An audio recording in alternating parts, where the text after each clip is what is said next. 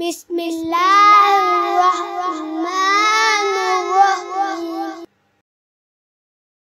मोहतरम व्यूअर्स, हमारे घरों में रोटी तो रोज पकती है, मगर फुल्का रोटी जैसे नापैद हो गई हो। इस वीडियो में फुल्का पकाने की तरकीब शेयर कर रहे हैं।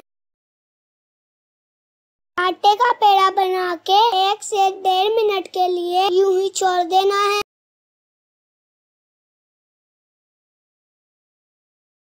पेड़े को दबाकर किनारों से अच्छी तरह दबा लेना है। इसको ज्यादा खुश्क आटा नहीं लगाना। बेलना नरम हाथों से चलाना है कि साथ ना चिपके। गलती यही होती है कि खुश्क आटे का इस्तेमाल ज्यादा हो जाता है। अब इसको 2-3 दफा अपने हाथों में पलटकर पहले से गरम तवे पर डाल लेना है। याद रखें, तवा बहुत ज्यादा गरम नहीं होना चाहिए, दरमियानी आंच पर रखा हो। अब इसको इतनी देर एक साइड से पकाना है कि इसका रंग कुछ तब्दील हो जाए। जब रंग बदल गया है तो इसको पलट देते हैं। इसके बाद रोटी को कुछ देर पलटना नहीं, दूसरी साइड से जब कुछ ज्यादा पक जाए तो आग पर सेक लेंगे।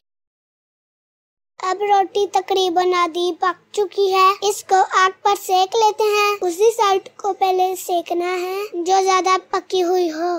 जब रोटी अच्छी सी फूल जाए तो उसकी साइड बदल लें।